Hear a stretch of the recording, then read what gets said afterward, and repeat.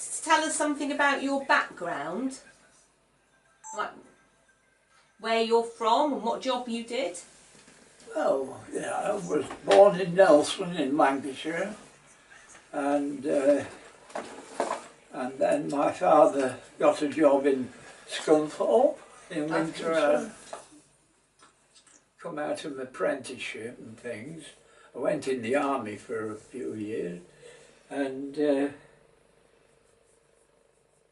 learned how to swear on the road. Like, these various firms were set up and just to do short contracts anywhere in the country, and I travelled around for a few years and eventually got a job down here. Yeah, I carried on with my industrial work, building the power station at Thorley. That took 5 years. Should have been 3, but they got me.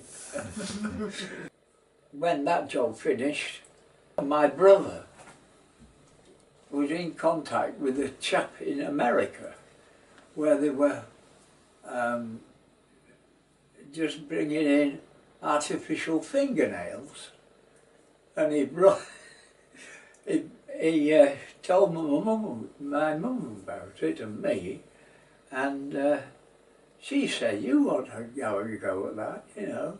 I said, "No, not, you know, ladies' fingernails." Anyway, I did. Set up shop in Southampton, and that lasted, oh, I don't know, 5 or 6 years, I suppose. And then, what happened then? I took on another job. Yeah, I've forgotten what it was. You've got to forgive me, I do forget. That's okay. I've reached that good old age of 85 and I don't remember everything. So why did you move to this part of Southampton?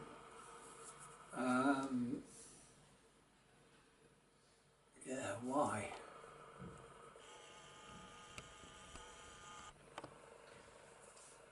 Did you have the shop first, or did you move here first? Because you had the laundrette, didn't you? Yeah, for about 20 years. I think if you had all these years up, I'll be about 190.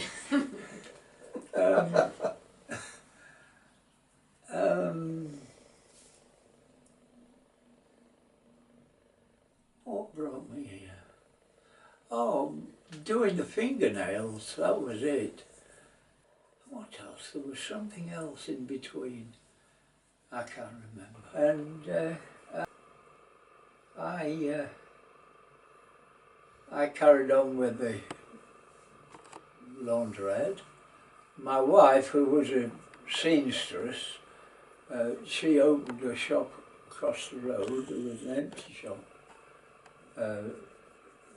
selling and repairing clothes, ladies' clothes mostly. Up to, what, 18 months ago, I was running the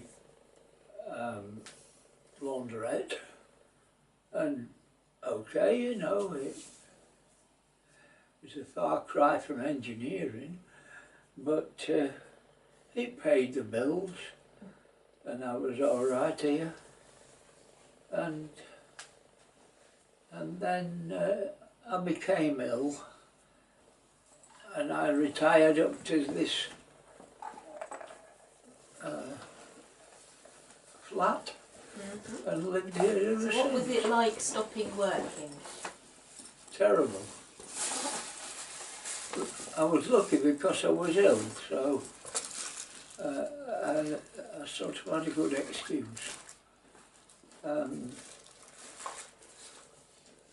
But I don't like being well, both on my own and have nothing to do.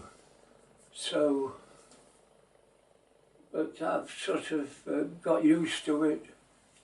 You do, you know. Yeah. I didn't know what I was going to do. I was going to carry on working, but because I quite like the laundrette job.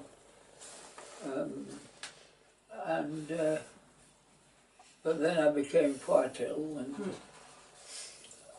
I'm better now than I was. I'm not finished, not completely. I've got, I don't know, they used to call it, what is it when you go dizzy? Vertigo? That's the word, a vertigo. Yeah, I have to use a stick now to keep my balance, more or less. And, but of course I've fallen down those steps outside a couple of times, and so that's kept me in. Busted this knee, and it just trudging along now, just to before I see the angels, because I just haven't been well enough to go out. And then this young man came along. He means slightly younger than him, bless him. And then so he's been a good friend.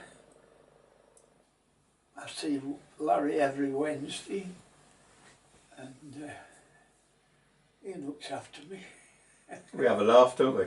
Yeah. Nothing else, which Yeah, is most great important. time.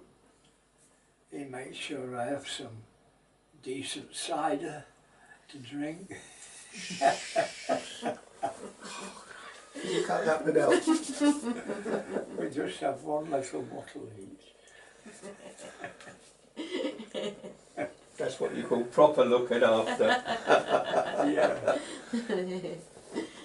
But there you go. I made you some parking as well. Oh, you're I'll leave it a making couple of days and I'll bring it up. Oh, good. It's enough good. Well, apart from that, we had an apple pie session and all, didn't we? Yeah, we did. Yeah. And we're both fans of Lowry, you see, which Yeah, that's helped right. us along. Don's got a fabulous book of Lowry stuff and all about him, etc., etc. Yeah, because I was born in Lowry country. Yeah. Exactly. It's probably you in one of those pictures. He got what? It's you in one of those pictures, I expect. Yeah, but could be. Could be. Yeah. So I don't know, do you want to ask any questions? So what difference does it make you having Larry visiting you? Oh, enormous. Yeah. It's kept my brain going, and that's a big thing. It really has. I mean, we have some really good chats, and being a similar age, we've had similar experiences in the past. Do you mind me asking how old you are? He told you. No, I don't mind you asking. How old are you? 85 and a bit. We didn't have candles on the cake for health and safety, did we? No. That's right.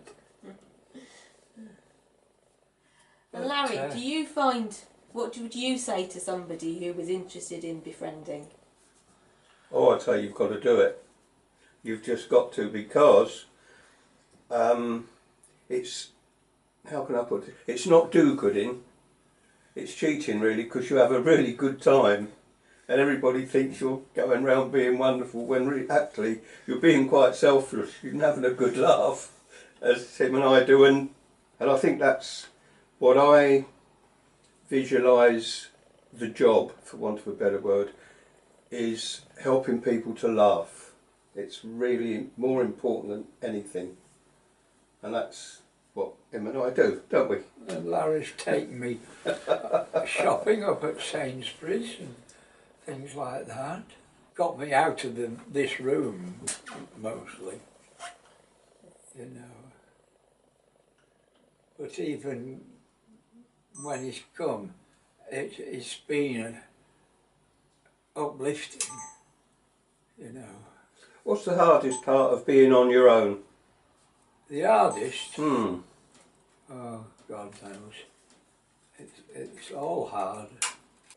You've got a daughter, Jane, that comes to see you sometimes, haven't you? Who? Jane. Oh yeah, I've got a daughter down in Hythe. She comes round when she's not living her own life, as it were. It's no fun on your own. You've just nobody to talk to. Although to tell you the truth, now and again, I talk to my ex-wife, but she smoked like hell and died of emphysema. Right. How long ago since she died, Don? Not important. I think it's 5 years. All right. Yeah, might be more.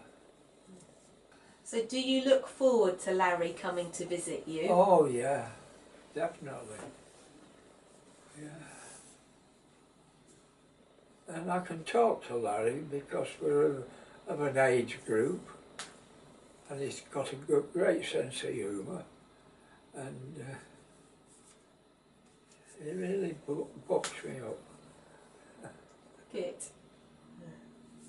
I think it does make it easier, as we keep saying, being of a similar age, because you, I mean, my memory's not much better than his, so there's plenty of us each time I come to remember something different, so we don't go over old ground, except I bore him to death about Lowry, because he knows all about him. He's got a picture of him sitting in a bus in Southampton.